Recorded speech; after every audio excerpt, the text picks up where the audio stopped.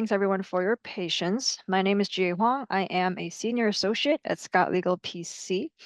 And today we're going to spend some time talking about the EB2 NIW. It's short for National Interest Waiver, which is a green card pathway that allows self-petitioning for certain individuals with advanced degrees or exceptional ability. As we will discuss in the presentation, this can be a great option for entrepreneurs. So just a few housekeeping details before we get started.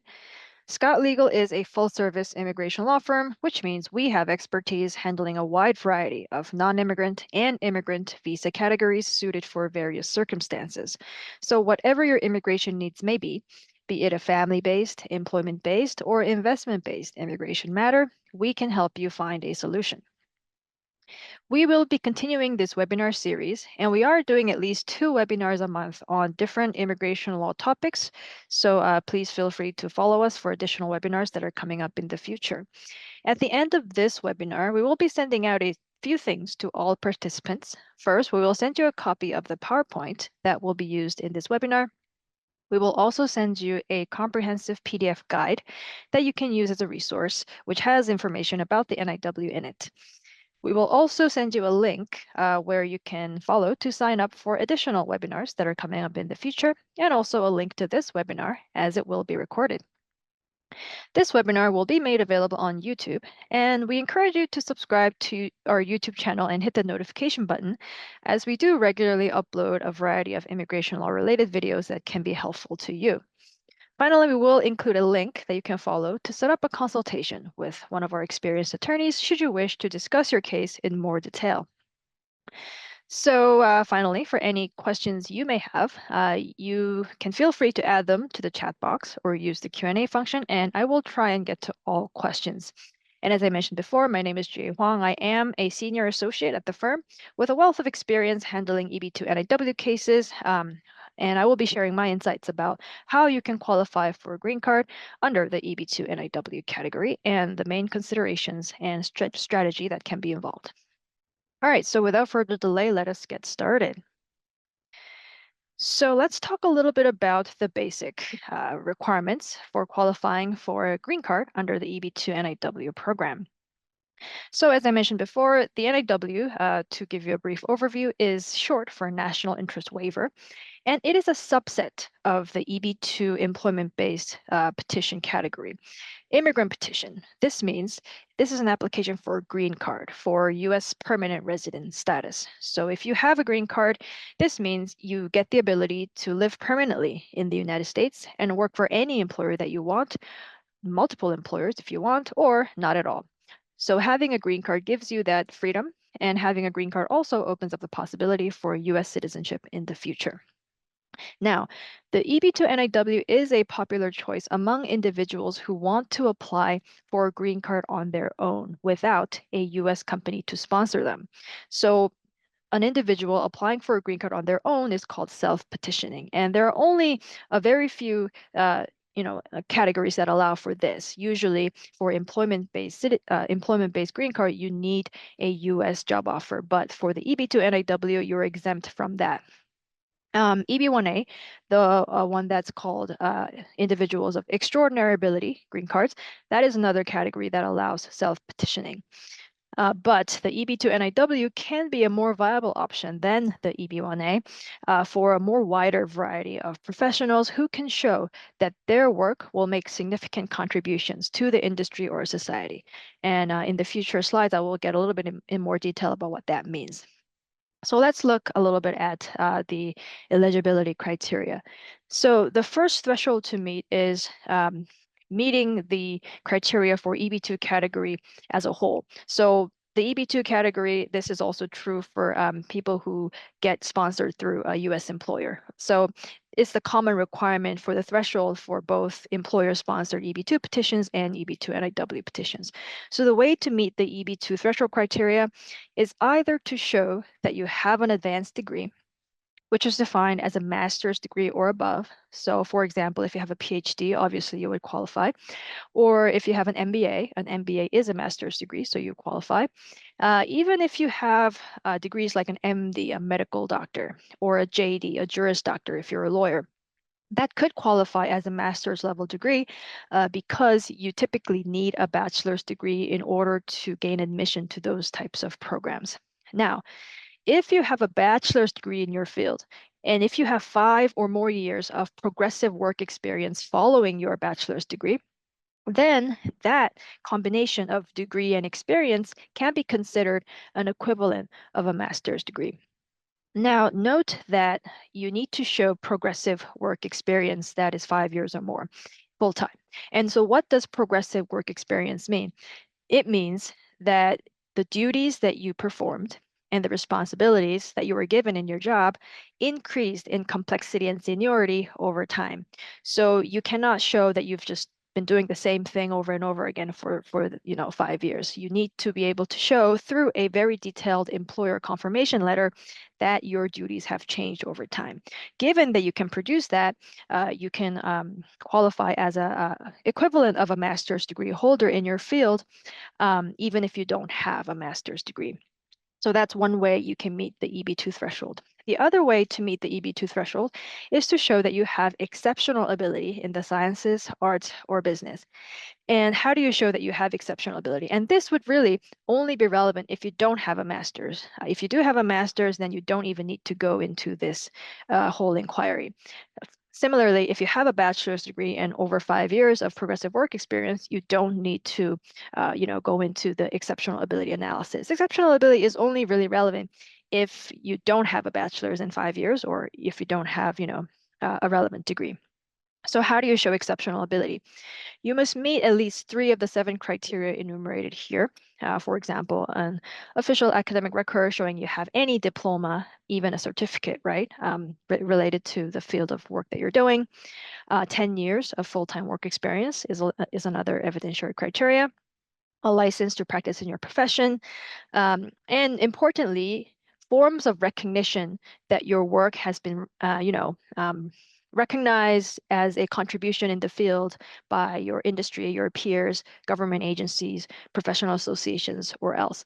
So for example, if you, developed a particular technology that has been patented, or if you've, if you're the founder of a startup and that startup received a lot of industry attention through media features, venture capital investment or things like that, those things can serve as evidence of recognition in your field. So holistically, as a whole, your packet of evidence should show that you're someone who is operating at a level significantly above what is ordinarily encountered in your field. That is the statutory requirement to show exceptional ability. Note that exceptional ability is a much lower standard than extraordinary ability, which is the standard for EB1A green card, which is the higher level green card that I've mentioned in the past, mentioned in the previous slide. Exceptional ability doesn't require that, much of a, being a top player in your field. Exceptional ability, you only need to show you're operating at a level that is significantly above what is ordinarily encountered. So make sure you provide at least 3 out of the 7 types of evidence, and also show, that as a whole, looked at holistically, your profile paints someone who is actually at that level, significantly above the average. Now, this is only the first step of an NIW petition. The main part of an NIW petition is showing that you merit an NIW. So that means you need to meet what is called the 3-prong matter of Danaher test to convince the government why they should exempt you from the ordinary requirement of a labor certification. Now let's unpack what that means a little bit. So the standard procedure of applying for a green card is by employer sponsorship.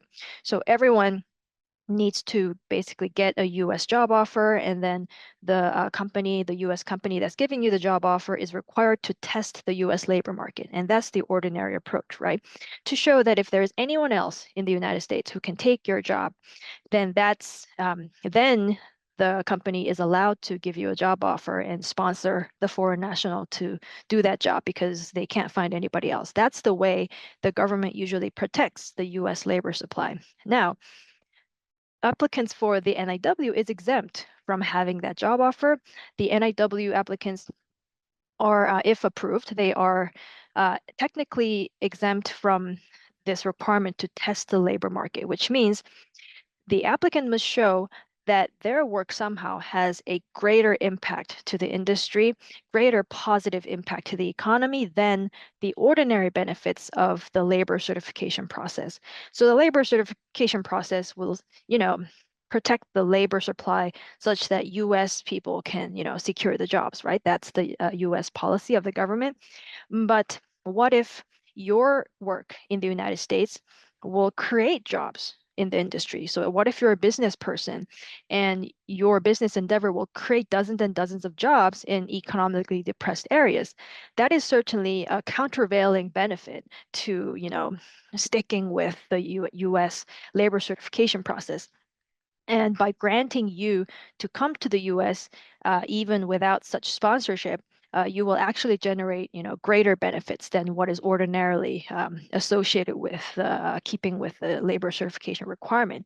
Similarly, let's say if you are someone who's doing very critical research on, a particular um, health condition or disease, right? So let's say you're a medical researcher, and if your research will improve medical practices across the country because you will be advancing, scientific knowledge, then the positive benefits of your work greatly outweighs what is ordinarily encountered when you protect one job spot for one U.S. Permanent resident or U.S. citizen, right? So there is this balancing approach, and the way to prove that you merit this NIW to really be exempt from, the U.S. job offer requirement, the labor certification requirement, is to show that your work will have outsized benefits to the industry or society more broadly. So the three-prong matter of the NSR test is as follows. The first prong is that the foreign national must prove that their proposed endeavor in the United States has both substantial merit and national importance. So what does that really mean? So substantial merit can be proven in a range of fields, including the arts, sciences, business, even culture. And the person must show that their work has national importance, which means that their work will have a broader impact to the field as a whole or to society or economy more broadly, beyond just benefiting your immediate employer, beyond just benefiting your immediate clients. So examples that is shared in the matter of Dennis or case law includes medical advances. That's one example. Another example is improved manufacturing processes. That's another example that is cited in the case law. So you can think more in terms of what is the prospective impact of introducing this, original approach or some innovation to the field. That is one good way to think about it.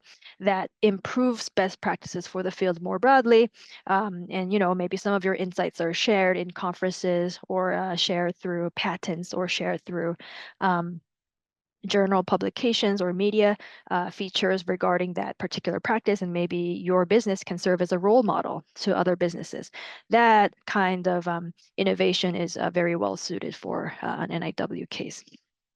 The second prong is to show that the individual themselves is well positioned to advance the endeavor. And for that inquiry, the focus is really on the individual and what they have done in the past. So your education, your professional experience, your record of success in similar and related endeavors. So what we do in many of our cases is to help the client prepare a portfolio of past projects that have been impactful in the field and really collect related evidence regarding that. Also help collect expert letters that confirm the applicant's critical role in the success of such projects that have improved things for the industry more broadly than just benefiting their clients. So that kinds of a past project portfolio can really be important in proving the well-positioned prong. The third prong is that there must be a showing that on balance, it would be beneficial to the United States to waive the requirements of a job offer and thus of a labor certification. And there are many ways to, argue this balancing prong. And the balancing prong is really the ordinary benefits of a labor certification is that you protect the labor supply, the job market for US workers, right? But maybe your work has outsized impacts to the industry that is positive, really helping, the US industry be more competitive more broadly, right? By providing best practices to the field that hasn't been there before, right? Kind of a broader impact than just, someone doing their work that can be easily replaced by a U.S. worker.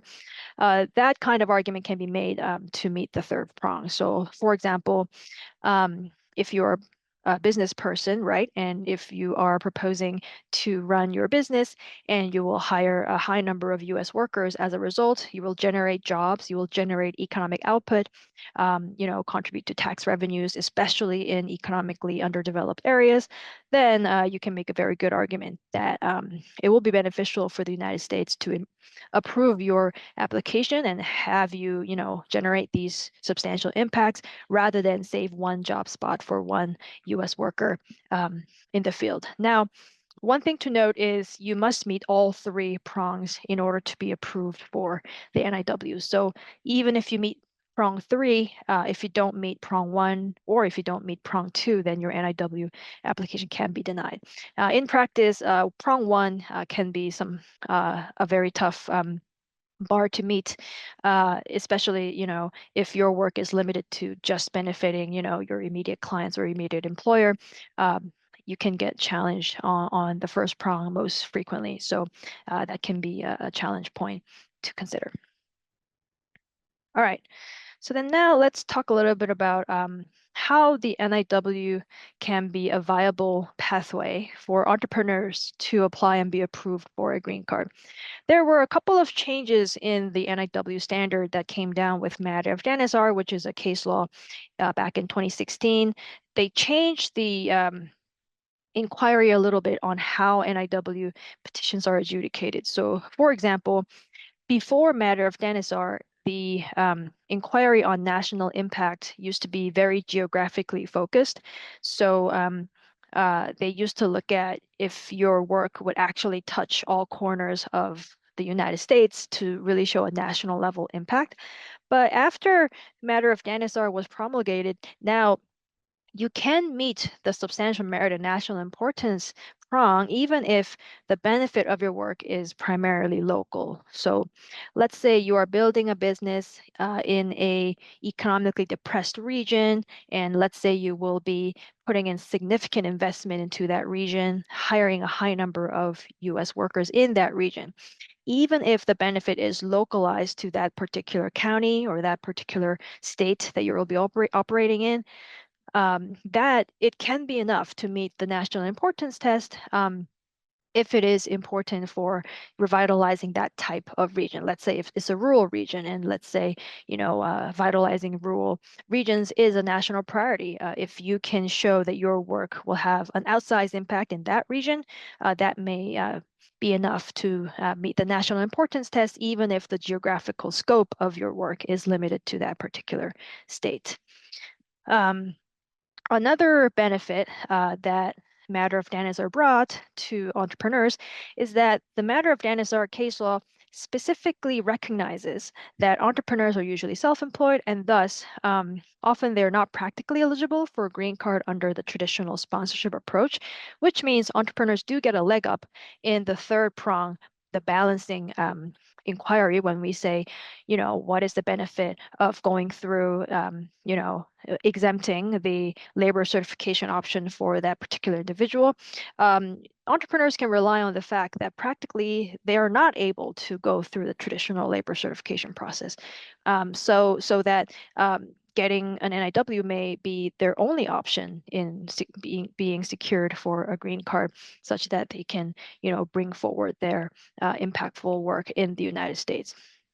Finally, one advantage is that matter of Janissar is basically, the first case that explicitly notes that entrepreneurial work can lead to an NIW, and also states that if you have a plausible plan for your business to, create that outsized impact to the industry, and if you can support that with, evidence of industry traction and, track record of success in your previous endeavors, then it is okay if your business projects does not end up ultimately succeeding.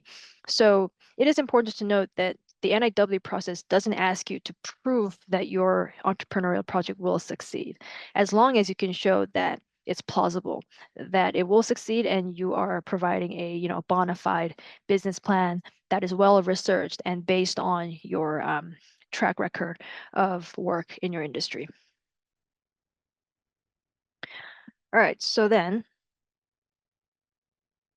now let's talk a little bit about timing and other considerations when you're considering moving from a non-immigrant visa to an NIW.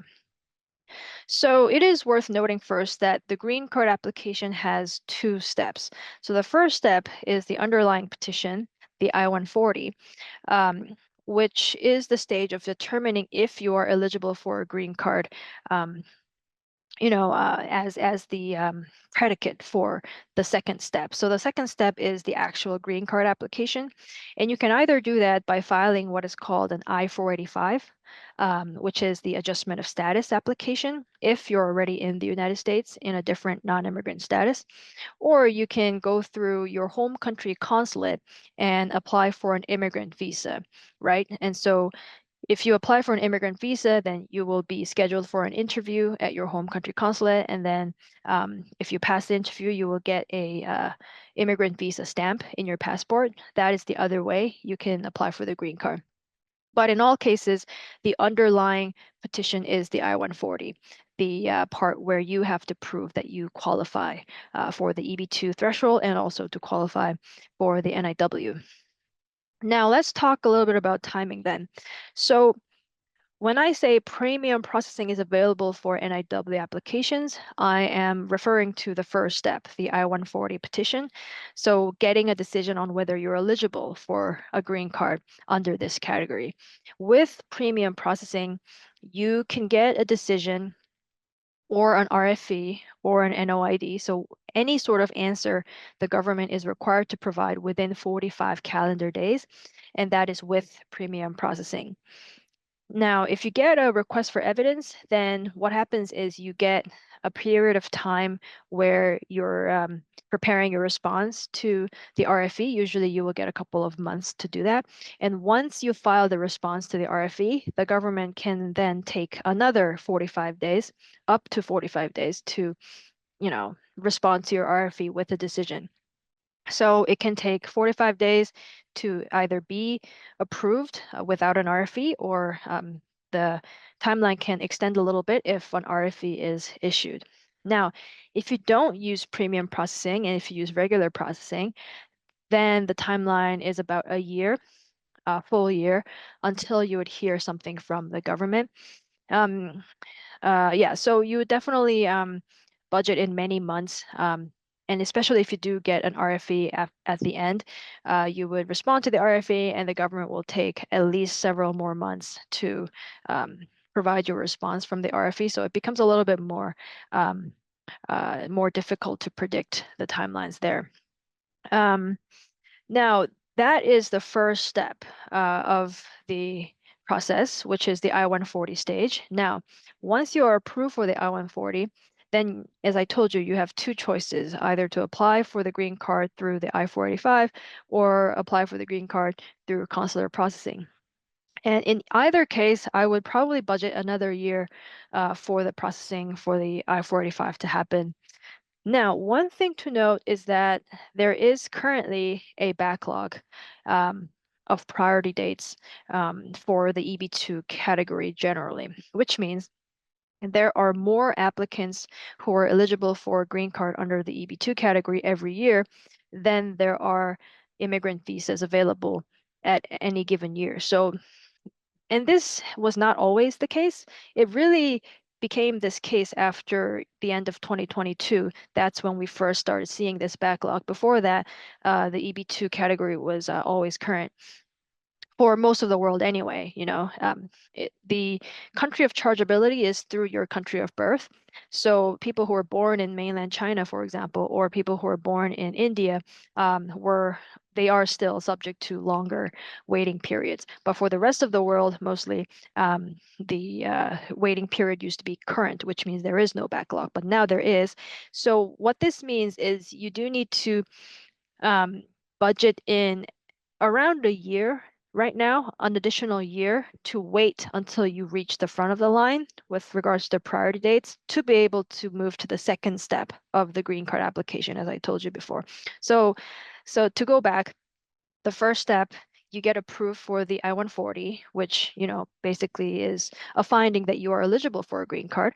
And then there is this waiting period until your priority dates are current based on the current, backlog that the Department of State publishes every month. So wait another year until you're at the front of the line. And then you're allowed to go into the second step of the green card application, which is the I-485 or the immigrant visa process through your home country consulate. So it is very important when you're thinking about moving to a green card that the NIW green card process can take long and can take multiple years. However, it is worth noting that being sponsored through the employer-sponsored green card process is even slower because there is an additional step that you need to take, right, to test the labor market, get a job offer from a US company, and that company needs to actually do recruitment and test the labor market.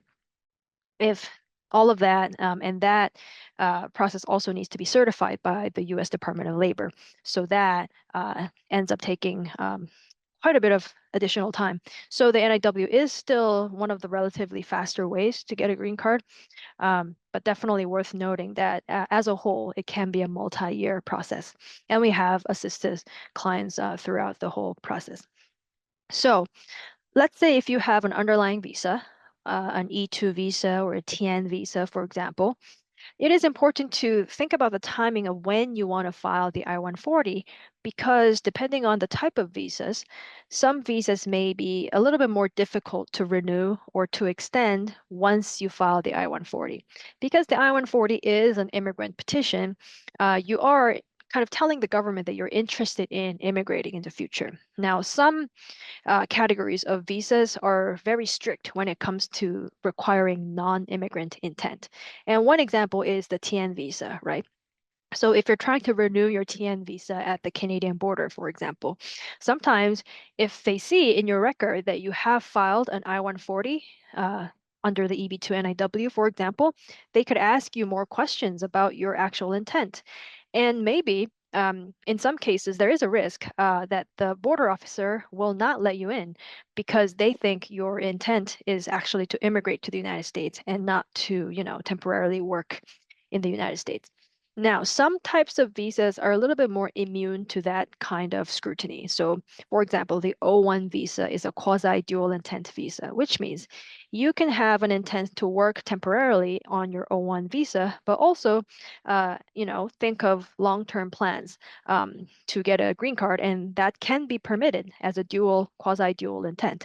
So, in certain types of visas, it's more lenient towards that kind of scrutiny. So definitely speak to your lawyer if you're thinking about applying for a green card.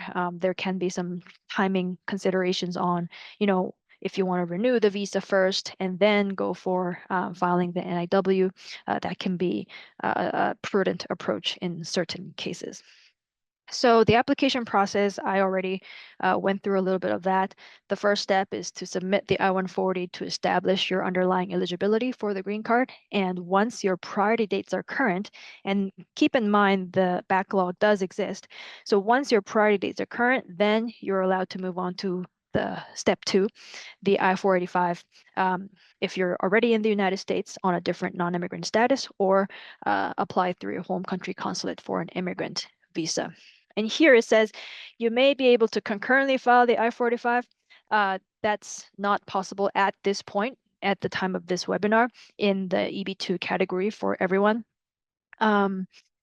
At certain times, it used to be current when, before 2022, then it was possible for people to file the I-140 and I-485 currently. That used to be an option. At this point now, though, there is about a 1-year delay of the prior date. So you do need to file the I-140 first, and then once it's approved, then you can go for the step 2 once your priority dates become current. Pros and cons of adjusting status in the United States versus consular processing. Now, that is an important topic to go over. So, if you don't have a different non-immigrant visa that allows you to be in the United States already, then consular processing is the only option. So, people who live, outside of the United States, and don't have, ties to the United States at this point, then consular processing is your only option um, to go through your home country consulate, submit your DS-260, schedule the interview, and get the immigrant visa stamp. That is the channel. Now, if you are already in the United States in a different visa, such as a TN visa or O1 visa or H-1B visa, what have you, then you have a choice. You can either choose to file the I-485 once your priority dates are current and once your I-140 is approved, or you can choose to, submit the DS-260 through your home country consulate and fly to the home country and attend the interview to get the immigrant visa stamp in your passport. So when you're making that decision, think about these pros and cons. So the advantage of filing the I-485 is that you're able to continue staying in the United States while your I-485 is pending. So once your I-485 is filed, you don't need to continue extending your underlying status. You can just continue to stay up to the point where your green card application is adjudicated.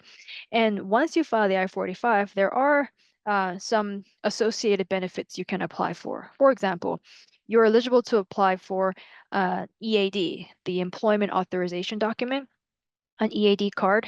Once you get the EAD card, you can use that to work for any employer you want. So it is basically an open work permit, and you have that up to the point that your I-485 is adjudicated. So it can be a very viable option for someone to, continue living and working in the United States while your green card application is pending.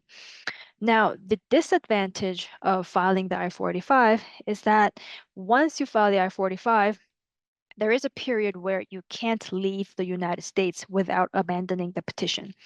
This means, so you have to apply for, in order for you to be able to travel in and out of the United States while your I-485 is pending, you need to have applied for what is called a travel authorization document, an I-131. And you have to have that approved in your hand in order to make that international travel. So when you're coming back in, if you show them the advanced parole document, you can be let in. But if you don't have that and you just leave, then it ends up abandoning your I-485. So that's one very specific disadvantage of going the I-485 option.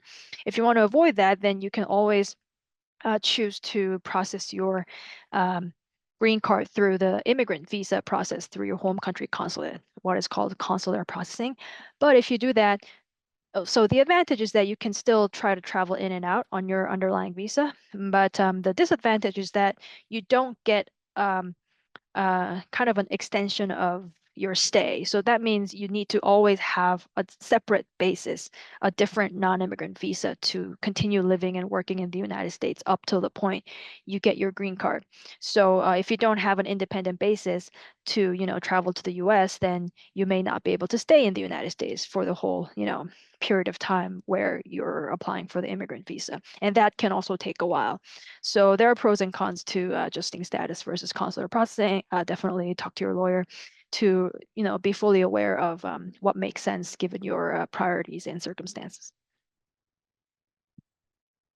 All right, so in 2022, there has been a couple of policy updates for STEM cases and entrepreneur cases, which is still active. And now we do have the election that's coming up, so maybe this will change based on who wins. But these guidelines are currently active, so it is good to note what has changed in the way that USCIS looks at those NIW cases. So STEM specific guidelines. So the interesting thing to note here is that the government now has published a list of critical and emerging technologies, which they prioritize for national security purposes. So if you are someone who is let's say an engineer or a researcher in one of these critical and emerging technology areas. And if you're proposing to do more research in that area to the end of advancing the US competencies in that field, that is, one of the targeted CNET areas, then your petition can get a leg up in terms of, national importance, well-positioned, or, on balance. And if you have a US degree, an advanced degree in STEM, that can also be helpful in proving the second prong that you are well positioned to advance the endeavor. Although they do say that a degree is not on itself sufficient in and of itself to meet the second prong. So you do need to have, evidence of impact from your previous projects. But it will definitely be a helpful factor if you have a US STEM degree that is related to a CNET field. Now, with respect to the entrepreneur guidelines, the thing to note is that the government has significantly expanded the types of evidence that you can rely on if you're an entrepreneur to show that your endeavor has substantial merit, that it has national importance, and also that you're well positioned to advance the endeavor. And this is important because previously, maybe, even 3 to 4 years back, the NIW was still a very much of a researcher's visa type thing, right? So what you would see in the vast majority of cases is people who have PhDs, people who have publications in journals, have, citations, they have a Google Scholar. That is the um, traditional body of evidence that you would see that is being submitted to the government to support an NIW case.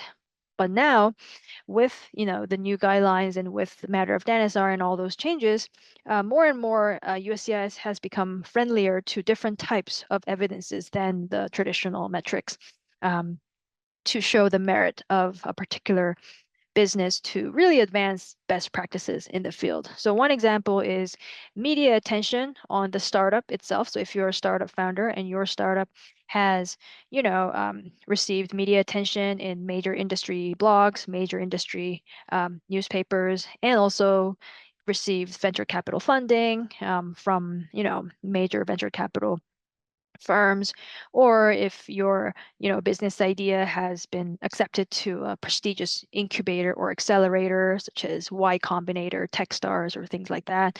All of those types of industry recognition evidence can be very, very helpful in building a case where you are not a traditional researcher who is active in academia, right? So if you're an entrepreneur, for example, and if you can also show that you have a history of revenue growth and hiring, and things like that can be proven through tax returns as well, right? So if you have a US entity that you set up on an E2 visa, for example, and if you can show that you've generated significant revenue growth, if you can provide copies of W-2s, Form W-2s, showing that you have full-time employees working under you, that can also be very helpful in meeting the third prong, for example, showing that you've created jobs such that on balance, your endeavor, has more benefits than the ordinary benefits of a labor certification, which saves one job spot for one US person. So there are many different ways you can support your NIW application with the new guidelines for entrepreneurs. There are many examples of alternative forms of evidence you can provide. All right. So then let's talk a little bit about the kind of what document package usually looks like when we prepare an NIW submission. So an NIW submission is very typically accompanied by many hundreds of pages of materials. And the reason why is because it is really an art of persuasion. And how do you prove that your work will have an impact to the field more generally? How do you prove that your work has national importance? And the government will usually not be willing to take just an explanation for granted. So we typically have the petition be accompanied by voluminous forms of evidence, both showing the impact of your previous work and also evidence of interest in your project, such as, letters of intent to collaborate, a business plan if you're an entrepreneur it can be quite crucial. Contracts with leading industry actors if you already have clients that you want to work with, for example. If you received, industry, investment from industry actors, such as venture capital funding, you can provide agreements, shareholder agreements, or investment agreements even to evidence that fact. So many different types of evidence can be shown to both show that there has been traction for your future project, the proposed endeavor, and also a record of success in your previous projects that can show that you have made an impact to the field in the past and you will continue to make that kind of impact. So two things to think about when you're building your NIW submission. The first is you do need to include proof that you meet the threshold requirement, as I mentioned before, for the EB2, either by showing that you have an advanced degree, a master's degree or above, or by showing that you have exceptional ability. If you are meeting the threshold through showing an advanced degree, remember that if you have a foreign degree, a degree that is not a US degree, then you do need to accompany the diploma or transcript with a US education equivalency report. And that one you can search for providers who do these evaluations, but they do need to be prepared under what is called the AACRAO standard.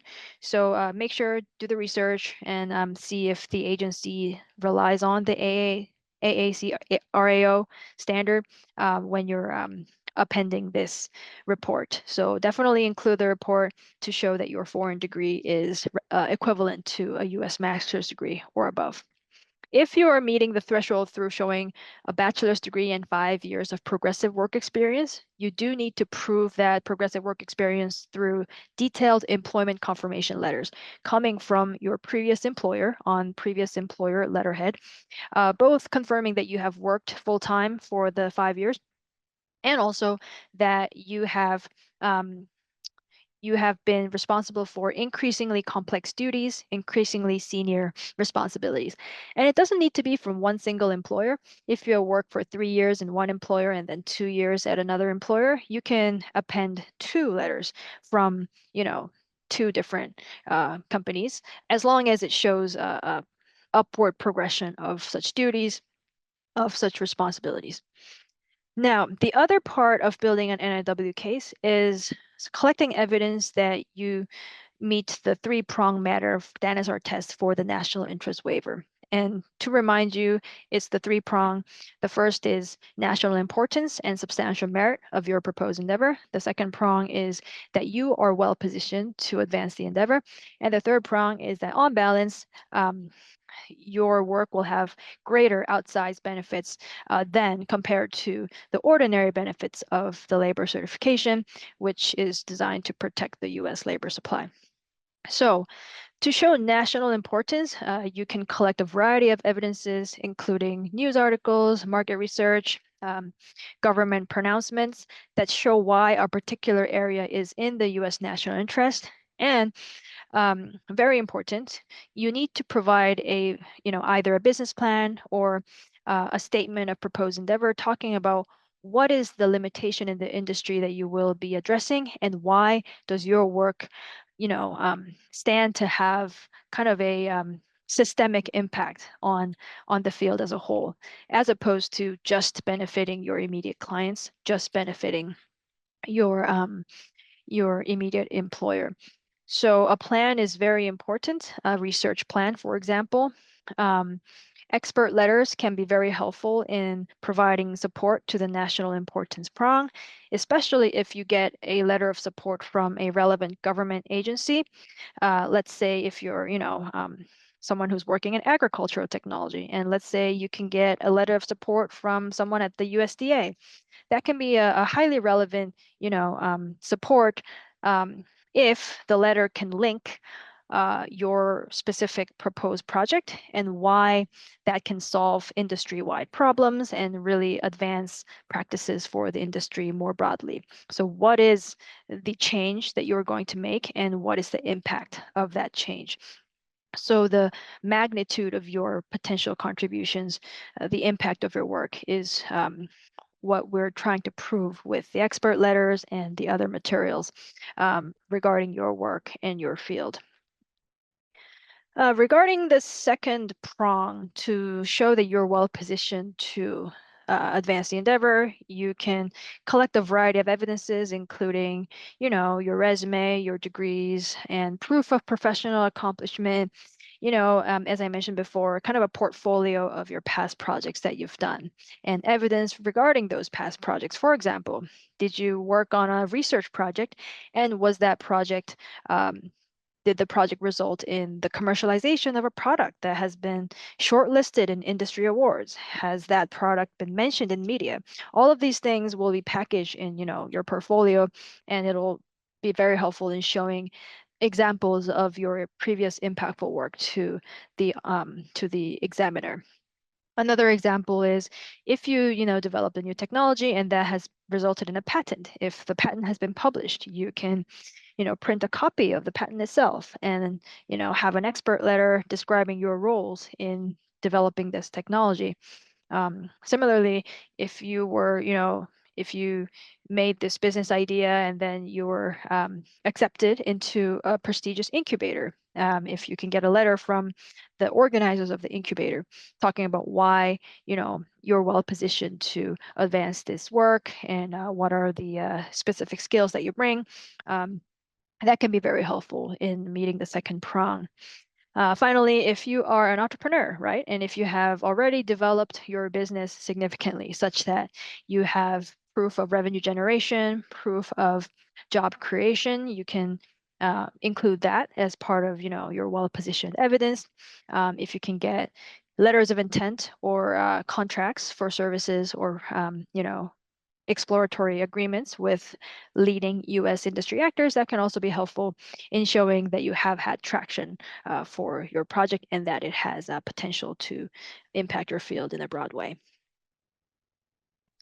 All right, so the final topic we will go over is we will discuss a case study, an example of an NIW case approved for an entrepreneur, which can give you a good idea of what that can look like. So in this case that we will discuss, the petition was for an entrepreneur who proposed to form a small consulting firm to work on projects focused on improving services to US veterans. And in particular, what this person proposed was showing that returning wounded warriors who had participated in wars and had, had those injuries were having difficulty being reintegrated into productive society, which means they were having trouble finding jobs, finding community, and really getting the help that they needed. So to support national importance, what this person submitted was a mix of materials. So industry articles, press releases, and government pronouncements actually, discussing the limitations on existing programs for such wounded warriors. That was one part of it. And the other part of it was the person was able to secure expert letters from leading US philanthropy organizations and government organizations in the field to confirm why there was this lack of competent services, and importantly, what the applicant's project can do to significantly fill this gap. So another important thing was that this person provided a very detailed business plan in which there was a specific proposal of what kind of programs this person will organize, with mentioning of what specific organizations they will partner with to develop these new programmings for US veterans that could improve upon existing approaches. And that was even more plausible because the applicant was able to also provide expert letters confirming their intent, on the part of the U.S. agencies and the U.S. philanthropy organizations, those partners were able to confirm with expert letters that they were indeed willing to work with the petitioner on such projects, which was very helpful in really, making the plan plausible and showing that there is traction for that project. To support that this person was well positioned to advance the proposed endeavor, a variety of evidence was also collected and submitted, including a very impressive past record of success in related projects in their home country. So this person was from the UK, and this person was able to get expert letters from agencies in the UK that he has worked with before, which gave very concrete case study examples of this person's past projects that they organized and the scale of the impact that they had in changing lives of veterans. So one program resulted in productively connecting millions of dollars in philanthropy funding towards these causes. Another project was actually able to connect veterans with job opportunities for more than hundreds of veterans, and this ended up, changing people's lives. So that kind of case study was developed in the narratives in the expert letters, which was cited in the court case opinion, which signals that that is the kind of, specificity that the government is looking for in those letters. Now, for the third prong on balance that is beneficial to waive the requirement of the job offer and labor certification, the court discussed a couple of things. The first thing that they discussed is that as a self-employed entrepreneur, it would have been impractical for this person to rely on the traditional methods of getting a green card through employer sponsorship, as I've been, discussing in previous slides. So that was one factor that they discussed. Another one was the outsized positive impact that this person's work can have. That greatly outweighs the ordinary benefits of saving one job spot for one person in the United States. Finally, the uniqueness of this person's, network, skills, knowledge of the, particular needs of how to help veterans, that was seen as very difficult to replace with another U.S. worker with minimum credentials. And that was another, another argument that this person could rely on to show that on balance, it would merit granting an NIW, given the uniqueness of such skills, and that would not necessarily be able to be replaced by another worker that you would find with the U.S. labor certification process. All right, so this was all of the content that I had prepared for you today. Let's take a quick look at the Q&A. Does E2 dependence I-140 filing affect the E2 renewal? So I would say it depends, and it will also depend on whether if you are filing for a renewal extension through USCIS, or are you applying for a new visa at the consulate. And what I can say is that it does pose a little bit of a risk because the E2, although the E2 is a very lenient visa in terms of non-immigrant intent, typically you can provide a statement declaring that you intend to return after your business is terminated. Usually that's sufficient. However, if an immigrant petition is filed, that does raise the risk a little bit. So I would definitely suggest that you speak to your lawyer regarding your, particular plans and the timing of when you are intending to apply for the renewal and where and whether if you're using consular processing or if you're applying through USCIS. All of that can be relevant factors in the risk involved. All right. So I believe that is all of the questions that came in. Thank you everyone for your participation, and I look forward to seeing you at the next webinar. Have a good one.